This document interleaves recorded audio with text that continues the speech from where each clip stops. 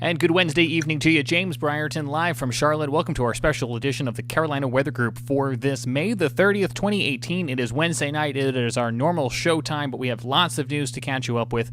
Joining me tonight for more continuing live coverage of the historic flooding event in western North Carolina, we have Scotty Powell, who is in McDowell County, and we also have Jared Smith joining us again from Charleston, South Carolina. Guys, there's a lot going on. We were on last night as these historic flood event was playing out. There's so much to catch folks up on, probably more than we can talk about in just the allotted time we have here. But I'm going to start with you, Scotty, and just bring people up to speed. Not only if you're just joining us and find out a little bit of what transpired over the last 24 or 36 hours, but I understand we're also watching very carefully the radar right now because there are yet more rain coming to your neck of the woods.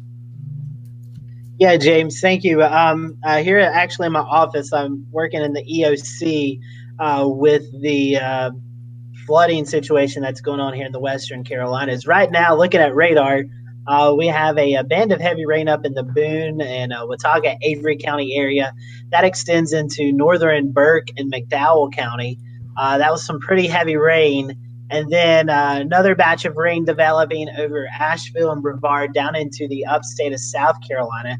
Thankfully, as the sun starts to set, that rain is starting to weaken just a little bit. It's still pretty heavy from Greenville, South Carolina, south through Anderson. But looking in the upstate towards the Asheville area, it is starting to weaken just a little bit. So that's some good news because our area cannot take any more rain.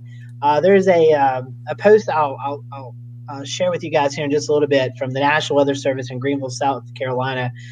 They've measured the rain from May 15th to May 30th today. And wait till you see some of these numbers, just astronomically high numbers for a 2-week span. So heavy rainfall last night created numerous flash floods throughout the western part of the state. I know at one time Caldwell, Burke, Rutherford, McDowell, Avery, Mitchell, Yancey, Buncombe, Henderson counties, Transylvania counties all were under flash flood warnings. A flash flood emergency was issued for McDowell County. That was just due to the flooding that was taking place. And then we got worried that there could be some structural integrity issues with the Lake Tahoma Dam, and then that created another flash flood emergency, and then a civil emergency message that was issued due to the evacuation. So thankfully this morning, state officials were able to go and investigate and inspect the dam, and there was no issue. So everyone was allowed to return to their homes. But it was a scary night for a lot of folks. A lot of people upset because not knowing what's going to happen next. You know, is this dam going to give way? Am I going to lose my home? So a lot of upset, nervous people in the area overnight. But thankfully, those nerves have calmed. Folks are back in their home, but portions of McDowell County still dealing with a lot of flooding and structure damage to some folks' homes who got flood damage. Also, numerous roads are still closed. Some are even washed out from the landslides, as you can see the picture beside me. That is Catawba River Road. That is in the Old Fort area. This was the area where the DOT truck was cleaning up debris from one landslide, and another landslide happened, and it actually pushed the truck into the water where the two workers had to be rescued. So very dangerous night last night, and hopefully tonight this rain that is getting ready to move into the area will not create any more issues. So I know I've just talked a lot. But Jared, I know you guys also dealt with some flash flooding on Monday. Yeah, Sunday and Monday, actually. It was actually a lot of it Sunday night. I was down on the market in downtown Charleston, and we had several rounds of rain from what's called a predecessor rain event. And so this is when you have an advancing tropical system, typically from the south, and it interacts, with maybe a frontal feature, maybe a trough or something like that. In this case, it was a settled trough. You'll get that enhanced moisture will often generate, with that interaction, will often generate periods of very heavy rain, and in our case, a lot of times flooding issues. And so The 2015 flood was a predecessor rain event. We had a predecessor rain event with Hurricane Irma, and now we had one with Alberto. And this came through Sunday night into early Monday, dropped several inches of rain on the area. We are 0.22 inches away from the wettest May on record at the Charleston International Airport. Now, interestingly, the rain from that came about, the rain that really pushed us there came about a week and a half ago. But yeah, we had significant flooding at the market there. Fortunately, the new drainage work is doing its thing, which is good. But it hit right at high tide, and that's the thing that we always get worried about. You get one of these rain events right at high tide, and you can really have some major issues. Fortunately, it came in bands, it came in waves, it was fairly progressive. We did not have any major issues, certainly not what you're seeing in the mountains of North Carolina, to put it mildly. Yesterday was beautiful. We kind of were in kind of no man's land, unfortunately, for rain. Scotty was in no man's land, let me tell you. He was maybe in fish land, but but certainly no man's land for Scotty, as they had a little Vortmax riding up the side of Alberta circulation. We were kind of in a subsidence area, which was great. So it was beautiful. Like we were thinking scattered storms, that didn't happen. So it was gorgeous. But the rain came back today. Rained a good bit. We had a flood advisory out in North Charleston. And again, we're getting really close to that wettest May on record. So fairly busy down here, but certainly not to the extent that we're seeing in Western North Carolina, Scotty. It's funny you say that, Jared. You're talking about like a fish land. I think it was WFMY. There's so many news stations up here, not only local stations, but network stations as well. Weather Channel, Fox News, CNN, ABC, CBS, all those. The WFMY, our friends up in Greensboro, their photojournalist was able to capture some fish who were swimming in this field that was flooded. And so it's crazy. I'll tweet that out. I seen it just a little bit ago, but it's been a crazy past couple of 24, 36 hours up here. James, I mean, you were there in the Piedmont, you guys dealing with the rain, but also the tornado threat last night. We did. That tornado threat seemingly coming out of the blue, and that's a good opportunity, I think, to kind of just reset for everyone exactly what it is we were talking about here and how we got to where we are, because I think at this point we've seen a lot of the pictures and a lot of the videos that have been coming out of Western North Carolina, but what was this system and where did it come from? Here's a look right now. This is a radar taken in the last few minutes, a composite here, and our big eye, our big top story is the remnants of subtropical storm Alberto, who is way up here just outside of Chicago, and came ashore, as you may know. Let me see if I can clear this out so we can get a better view of it. There we go. Came ashore and marched its way across Alabama and Tennessee, and as it did that, it sent all of this extra moisture into western North Carolina. So while we weren't in the direct path of the storm system itself, that's what led to a lot of this persistent tropical moisture we saw over the course of the last 24, 48 hours or so. And of course, if you live anywhere in the western half of either North Carolina or South Carolina, you know that we've been dealing with just on and off rain for several days. So the environment was like a sponge as this persistent tropical moisture came in, and it just frankly had nowhere to go. Scotty mentioned about this time yesterday we had a brief tornado warning here in the Charlotte area, west side of Mecklenburg County, borderline Gaston County, right there near the river. It wasn't completely uncalled for, but it was unlikely that it was going to happen, and we did get that one tornado warning. We did have reports not only from folks calling 911, but also at least one law enforcement agent who was on the ground in Cramerton who saw a funnel cloud.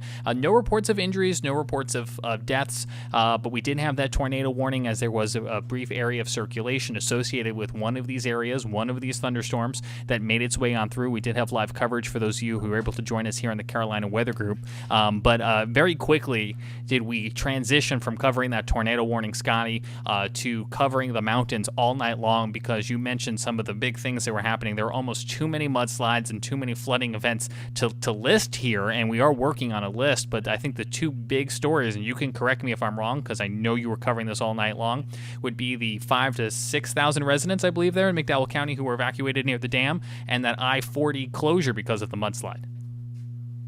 Yeah, so let's go. I'll tell you what happened. Kind of give you a brief explanation of what happened. I can't say too much because our public information officer gives a lot of information out. But we were monitoring the situation here, and we knew that um, things were getting ready to pick up. I think the first flash flood warning was issued around 3:30, and that expired around 6 o'clock. And then after 6 o'clock, we really started seeing an uptick in the rain. And about 8 o'clock is when we first started hearing reports of evacuations going on, a lot of flooding taking place. A little bit after that, we got a call into EOC of a motor vehicle crash up on Interstate 40. And that turned out to be that rock slide or mudslide up there. There was some cars that were caught in that. People were fortunately, they weren't hurt. They were able to get out of that without any injuries, which is an amazing thing. And then after that, there was a couple more mudslides in the Old Fort community, and one of those mudslides was the cause of the DOT truck being pushed into the flooded river, where we had to do swift water rescues there. Fortunately, Burke County was able to provide services as well as the Charlotte-Mecklenburg area. Asheville couldn't get here because Interstate 40 was closed. So, McDowell County being a small county, there's only so many that can do those swift water rescues. So, we were getting help from a lot of surrounding counties. And so, the DOT truck was in the water, and then we started getting reports of downtown Old Fort being flooded, and videos started coming in. And there's a river that moves right through the downtown area, and it was flooded. So, water was coming over the bridge there and underwater. I'd say a good 6 to 10 inches of water filling the downtown area. And then we got a report of flooding along the Catawba River, which runs throughout the county. Then we got the report that the Lake Tahoma was above flood stage. We set these criteria, and it was way above that. And then we were told that the inspector up there, there was a landslide, and afraid that the integrity was compromised of the dam. And so that alerted us to do the evacuations, which the civil emergency happened, the flash flood emergency.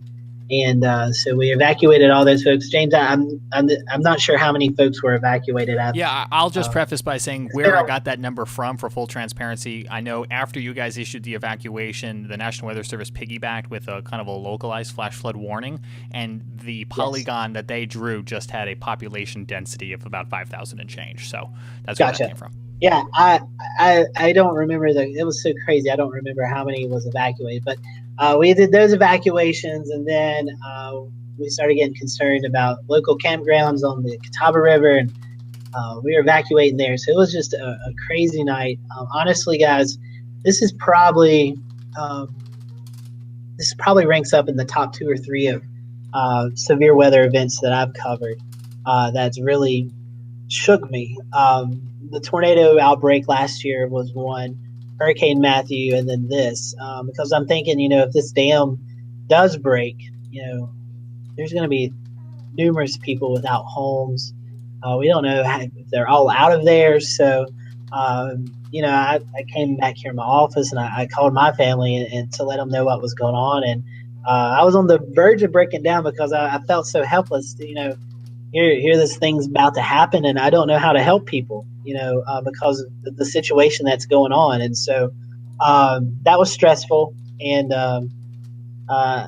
it was hard to deal with because I've never had to deal with that. I know, Jared, you guys, Charleston, you had the record rainfall, and you probably kind of have an idea of what I'm talking about. You just kind of feel helpless after a while because there's nothing you can do. And so eventually things kind of calmed down a little bit. So I left here about 4:30, got into bed about 5:30, woke up at 9:30, and then came back up here this afternoon. And thankfully, the call volume's really slowed down. I'm looking at the radar right now.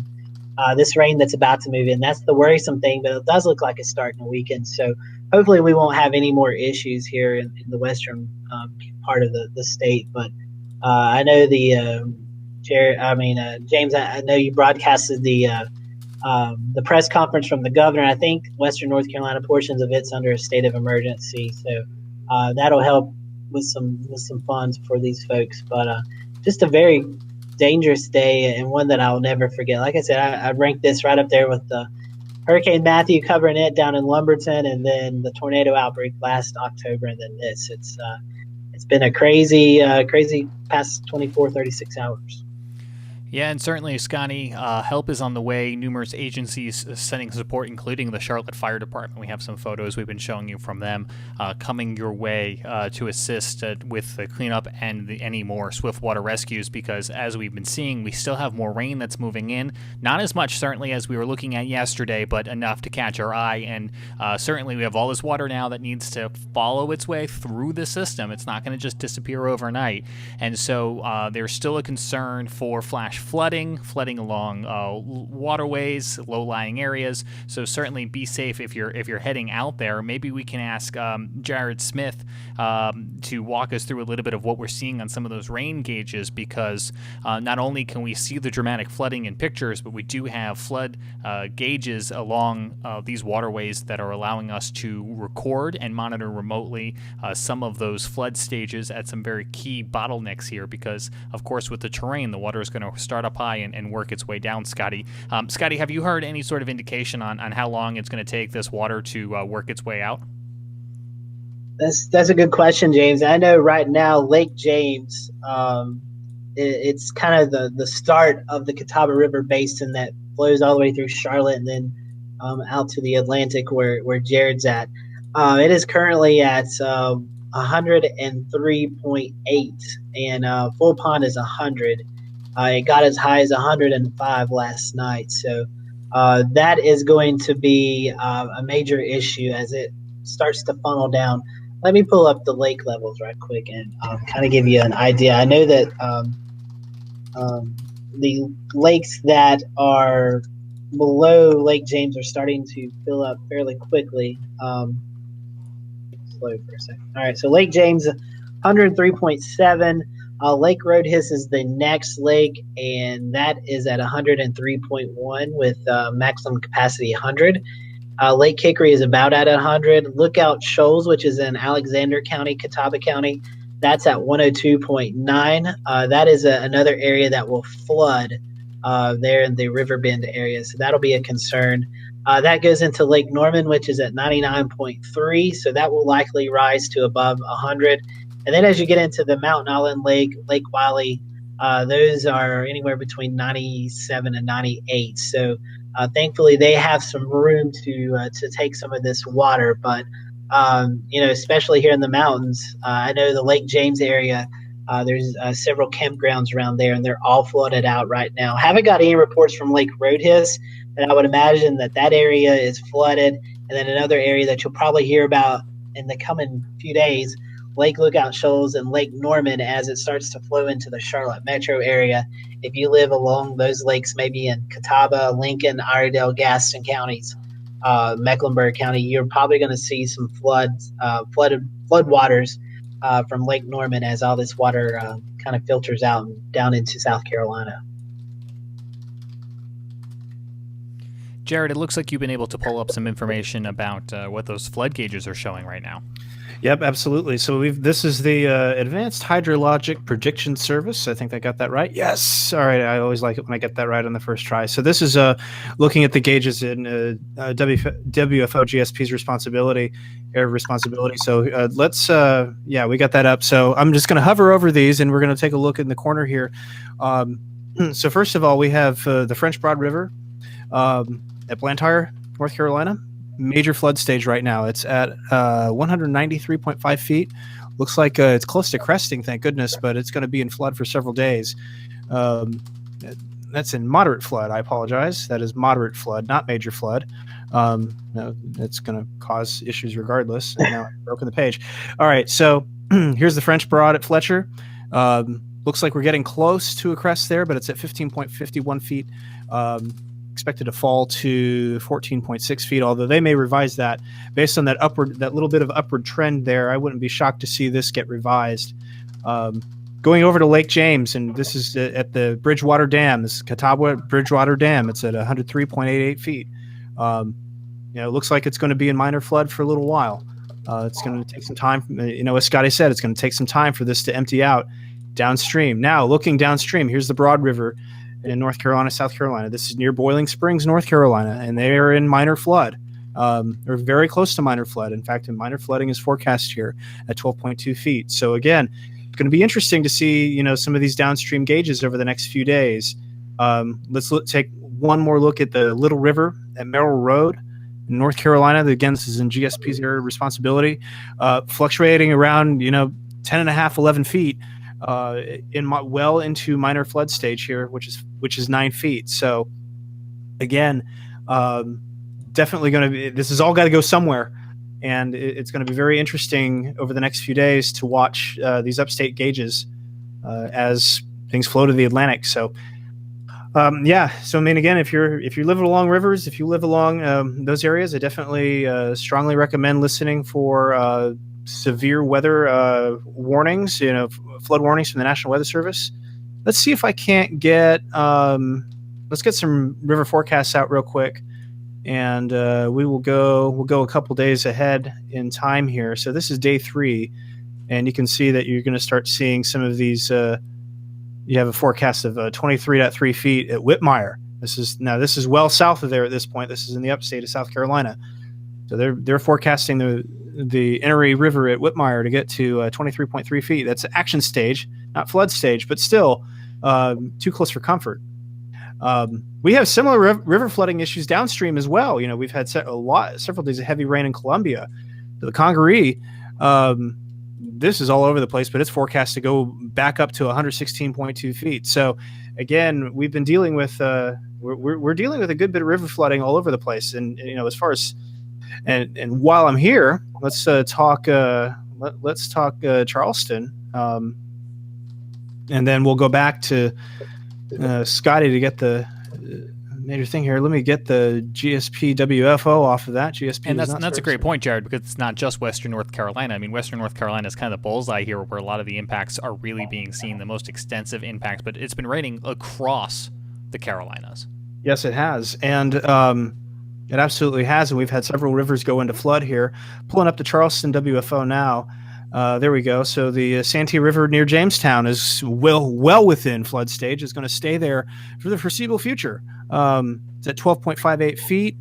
Forecast to reach 12.4 feet, maybe fluctuate around here for a few days. So again, flooding issues there. And then down the Savannah River, closer to Georgia, but we have a general rise of the Savannah River going into minor flood stage by the end of the week. So again, we're going to be dealing with this for a little while, and as things go downstream, it'll be interesting to see, just how far some of these issues reach. So yeah, James, Scotty, back to you guys.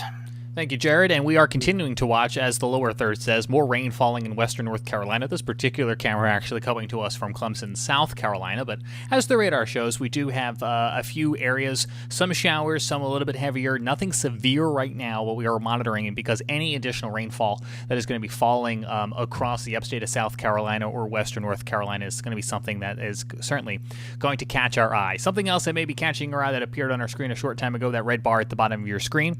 As we mentioned, there are just so many local storm reports from the last 24 to 36 hours. We couldn't necessarily read them all right here, so we're now scrolling them at the bottom of your screen.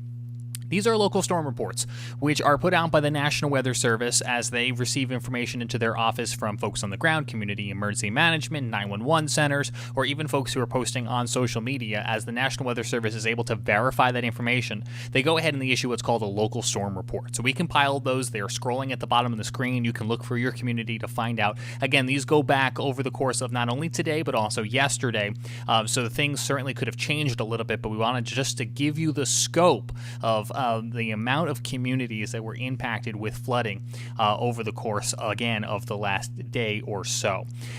We talked about several of the big stories. Certainly, of course, the evacuation in McDowell County there, as the dam integrity was called into question for some time, and not until sunrise were they able to get crews out there to take a look at it to make sure everything was okay. But one of the very first things that broke last night was the closure of Interstate 40, and the North Carolina DOT responding very quickly quickly to get out there within several hours, having at least partial lanes reopened. And they actually were able to also bring a drone out there, and they recorded some video. We showed it to you briefly as Scotty was talking before, but I want to go ahead and re-rack it and play it for you again. So this is Interstate 40 near Old Fort, video recorded I believe today, of those landslides there. So if you're coming, from Morganton, Statesville, Charlotte, and you hop on I-40 to head into Asheville, this is as you're making your way into town there. You still have a little bit of drive left, but you know that you start getting into the higher elevation, and when you do that, you've noticed those slopes that start to surround the roadway. Well, as things got very wet yesterday and very saturated,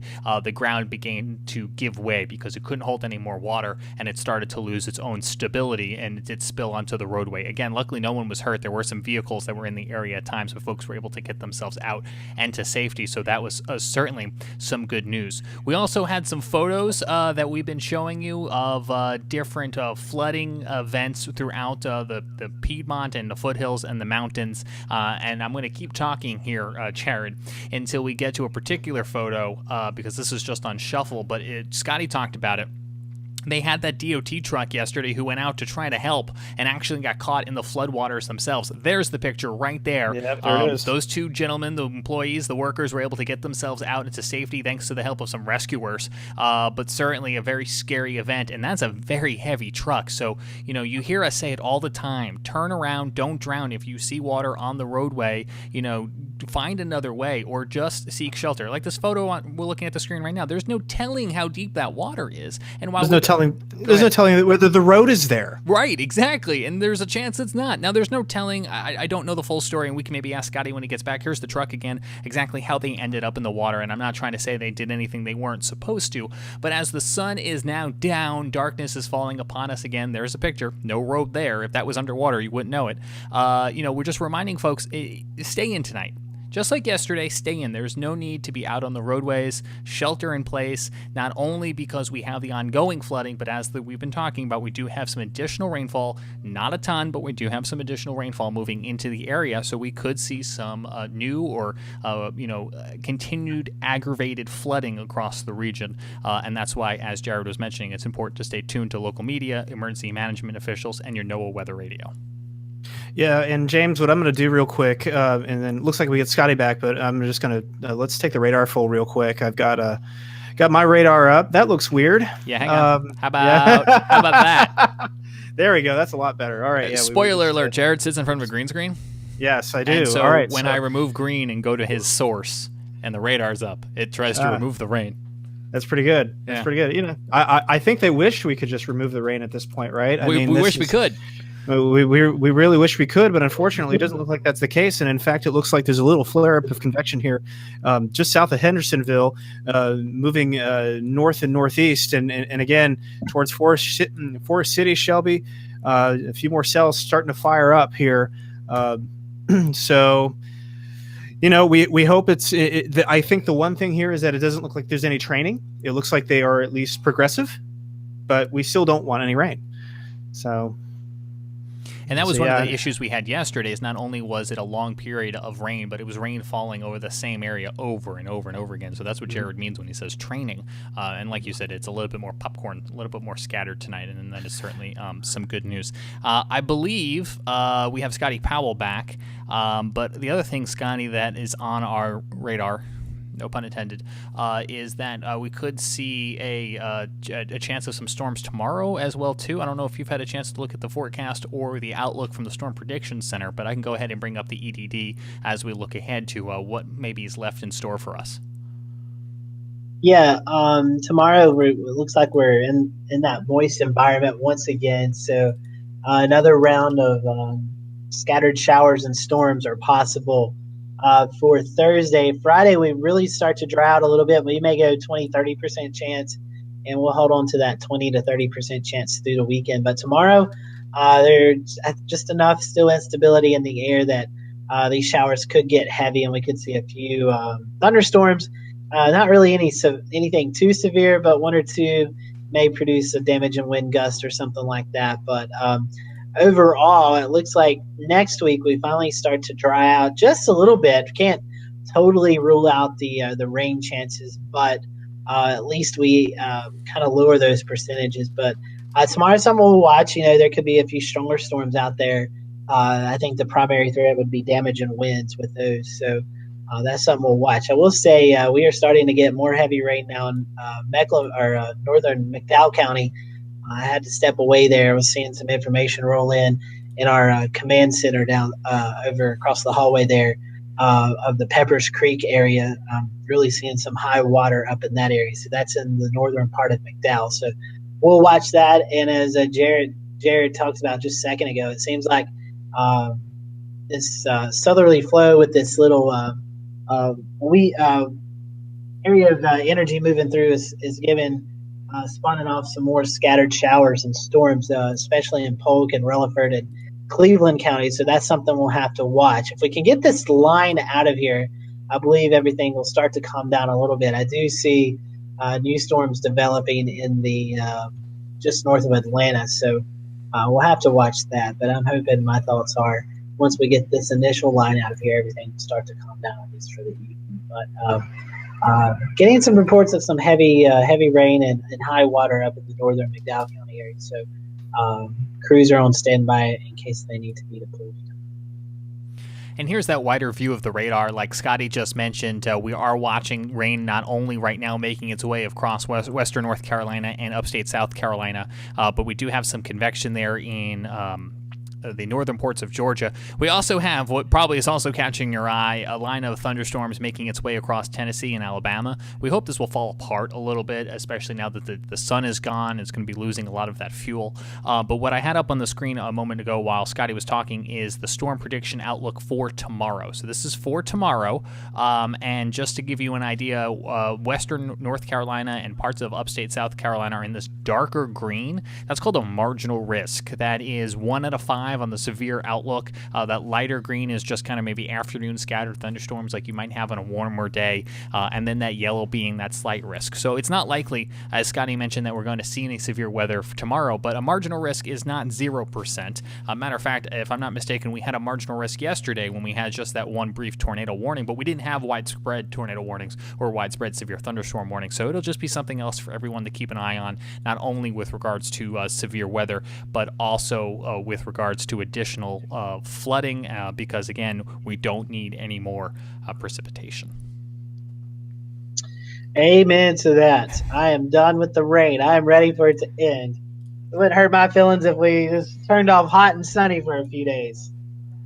Careful what you wish for. It'll be here before you know it, right? As we're coming up to the 9 o'clock hour, one of the things I want to do is show folks what they can expect over the course of the next few hours or so. We've been talking a lot about flash flood warnings, flash flood watches, and advisories. There are a lot of flood different products out there, and I kind of want to help everyone at home break them down. So we can go ahead and we can pop up on the screen a little bit of what is in effect at this hour, and there's a number of colors on the screen here. We'll try to work our way through it for you, starting kind of with the darkest of the greens. This is the flash flood watch, and it goes through most areas until about 8 a.m. tomorrow morning, because they're just covering the bases here. Again, as we do have those additional showers and thunderstorms that may work their way through sporadically, but a flash flood watch means that flash flooding conditions are possible over the coming hours. That means that water could rise quickly, as we've been seeing. That means we are going to continue to have that risk of mudslides and the like. This more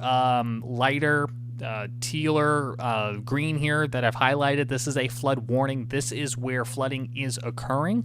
We don't have flash flood warnings out right now, but a flood warning, again, along those waterways, because they're all swelling because of the excess water. You could even see, I think, and it's a little hard for me to highlight, but we've got, particular waterways that are being highlighted as well too. So we do still have a situation, not only for the folks in McDowell County and the surrounding communities that have really been the bullseye of this, but we do have that flash flood watch that is in effect from the Virginia line to the South Carolina-Georgia line for communities west of I-77 and north of 85 that continues through the overnight hours. So it'll be another night that you should go to bed with your NOAA weather radio at your bedside, just in case there are any advisories or warnings in the middle of the night that you need to be alerted to. Maybe I shouldn't say this out loud because everybody would like me for this, but it got so bad this morning I just had to turn my weather radio off. It was going off so much. Too many warnings? Yeah, I don't know if you want to say that out loud, Scotty. I was like, I gotta get some sleep. There's nothing wrong with a little self-care. It's the only way that you can stay sane. Well, what's nice about the weather radios that we have today, you can specify your location, you can specify the types of warnings you want. I talked last night during our coverage that I think so many folks have their weather radios probably tuned to tornado warning only. So it's very important that if nothing else, you have those flash flood warnings turned on, because those are the ones that are going to sneak up on you very suddenly and out of the blue, where water is rising very quickly. So do make sure you have your flash flood warnings turned on. If you want to turn off, Scotty, your flood advisory, I won't tell you. Yeah, I just turned the whole thing off. You turned the whole thing off? You should just stop talking now, man. I'm just like, I got to get some sleep.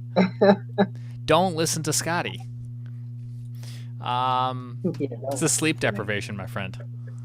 That's right. Are you sleeping in the office again tonight? I know. I'm going home hopefully about 10:30 tonight. So I will be home. I do want to, there's one thing before we close. And I did this on Twitter, and I want to do it in this public forum as well. I really want to commend and express my appreciation for the National Weather Service in Greenville-Spartanburg. They were with us, not physically here, but with us step for step last night for everything that was going on here in the county. And they basically just said, use us. We're at your disposal. Just let us know what you need. And they were a great bunch of folks to work with. Josh Palmer, and Rodney Henson, Lauren Visen, Trish Palmer, Anthony Stewart. They were all very helpful. We coordinated a flash flood emergency, and then another flash flood emergency, and then eventually that civil emergency. But I'd never experienced a flash flood emergency. I've only heard about them. I've never been involved in one.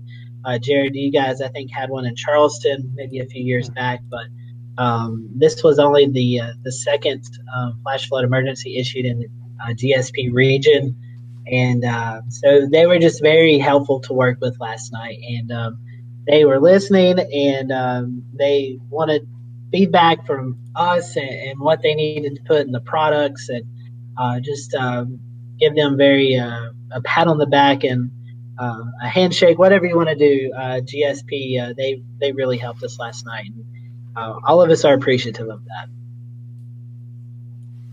Absolutely, Scotty. And, we use so often the National Weather Service chat is one of the tools that we use, and other media outlets and emergency management officials to talk with the National Weather Service. And they've just been so responsive throughout this entire event, even in the middle of the night, bringing in what I imagine is extra folks, because there was lots of chatter continuously, even in those off hours there. And so absolutely, Scotty, that's a great mention. The other thing that I wanted to make sure we mentioned during the show, on a little bit of a sadder note, is I just wanted to mention, of course, the two lives that were lost covering the storm earlier in the week. WYFF news anchor Mike McCormick and photojournalist Aaron Schmeltz, who died on Monday in a tragic accident. They were out covering the storms in upstate South Carolina when a tree unfortunately fell on their news vehicle. It just goes to show everyone, remind everyone how serious these situations can be. Our thoughts are with their friends, family, and colleagues there at WYFF. So many folks, from emergency officials, journalists, crews, and NCDOT, they are out in this trying to, as safely as they can, report and clean up and try to make sure that the public is safe. And so it is a solemn reminder of just how serious any one of these situations can be.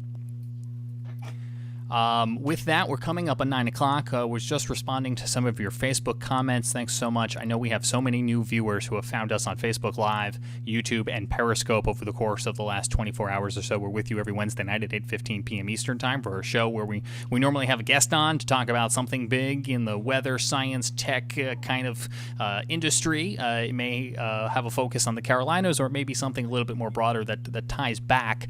And so we do hope you follow, like, and subscribe subscribe. You can also take our audio podcast with you on demand. It comes out shortly after the live show. You can find that on Google Play, iTunes, the Apple Podcasts, Stitcher, and TuneIn Radio, or wherever you listen to your podcasts. So thank you so much to everyone who's been sticking with us, trusting us with information during the storm, and for subscribing and liking our show and our podcast. We do appreciate you as well, too. Also, a reminder that as the situation warrants, whether one of us is sitting in this chair or not, we will have streaming for you radar, like you've probably seen. We have some sky cams that we can rely on, so we'll have that information from those officials at National Weather Service Greenville Spartanburg, or whichever forecast office it may be, either scrolling on your screen, or you can always unmute if we have a NOAA weather radio feed available from that region. We'll be sure to bring that to you as well, too, because that's another great way to hear what the officials are warning about at that particular time. With that, coming up at 9 o'clock, I know this has been a special edition of our show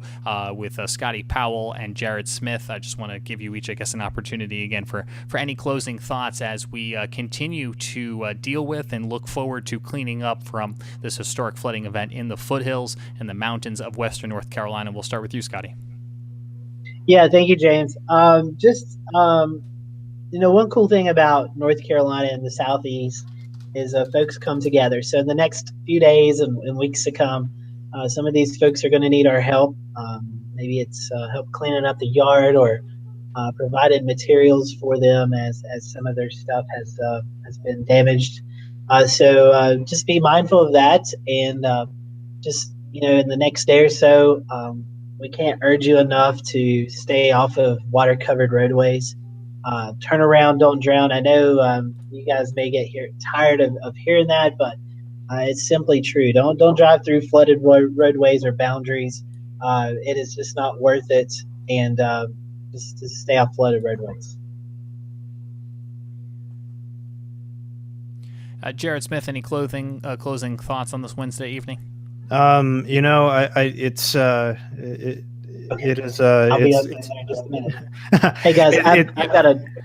Go ahead, Scotty. I've got to jump off. We've got some stuff going on. So. Thank you, and please thank your colleagues as well. I know you guys have been pulling some long hours. Scotty Powell, who is at the McDowell County Emergency Management Center, continuing to work there for the purpose of the public and the community. So whatever it is they've got going on, we'll look for that coming down the wire here in a little bit. Jared, back down to you. Yeah, and really that's exactly what I wanted to say too, because I know that Scotty and that crew, that cannot be easy. It cannot be easy sitting there knowing that your friends and family are potentially being affected. I remember reading about Jason Simpson and James Spann on April 27th. It's a very real thing. Storm fatigue is a very real thing, and taking care of yourself during these things is very important. We've seen the Ellicott City flooding. I mean, that's another one. It's another great example of just an event that takes a toll. And I think the thing that everybody should be reminded of is that all of us are human, and been put under some very stressful conditions, and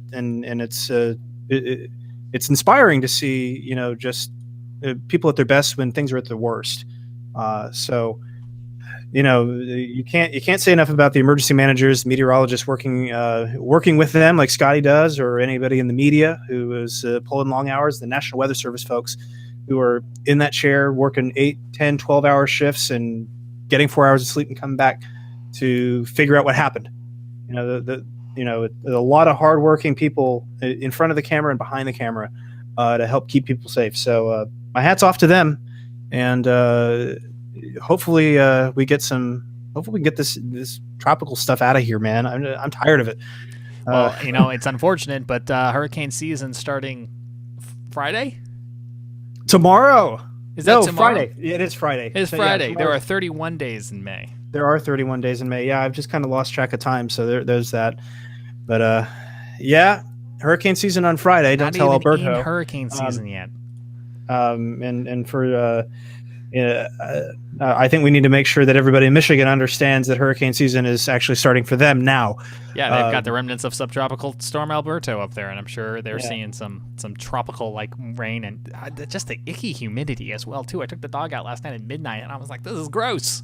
Yeah, it feels pretty gross out there. I mean, the tropical downpours have been exactly that, and it looks like that's going to continue for a couple more days. As far as the Charleston area goes, as far as further south, we should start to see some of these rain chances back off a little bit. There's hints of some sort of frontal system maybe for the weekend. We'll see how that turns out, but. Yeah, we've been talking so much about Western North Carolina, and we know other folks have been dealing with the rain as well, too, but because of the flooding, our eyes have gone to Western North Carolina. But here's a shot right now of beautiful Charleston, where things look somewhat pleasant at this hour. And, of course, if news were to break in that neck of the woods, you can, of course, find Jared Smith streaming, and we will be here at the Carolina Weather Group as well, too. So I think that's going to probably do it here for our special coverage. Do stay with us for updates on this situation as it becomes available. We are continuing to watch, again, some new precipitation, some new rain working its way through western North Carolina. Here is a look at the radar. There's some more rain back behind this over portions of Georgia, Alabama, and Tennessee. We'll wait to see what that does, but I wouldn't be surprised, obviously, if we're going to see a little bit more rainfall accumulation, and if nothing else, all of this water now over the course of the next few days has to work its way out of the water basin. And so whether you live in these communities or you live in lower elevations, primarily here to the south, keep an eye on waterways in your communities, because I think everyone's going to see a little bit of the swelling now as all of this rain tries to work its way out. And hopefully after this, we can get a little bit of a break from this precipitation and let everything dry on out. Again, I'm James Brierton in Charlotte with Scotty Powell and Jared Smith. We thank you so much for tuning in to our coverage. We're live here each Wednesday at 8:15 p.m. Eastern Time with our podcast for you available on the go. But for now, we'll turn you to a look at radar, and we'll have continuing coverage as news warrants right here from the Carolina Weather Group.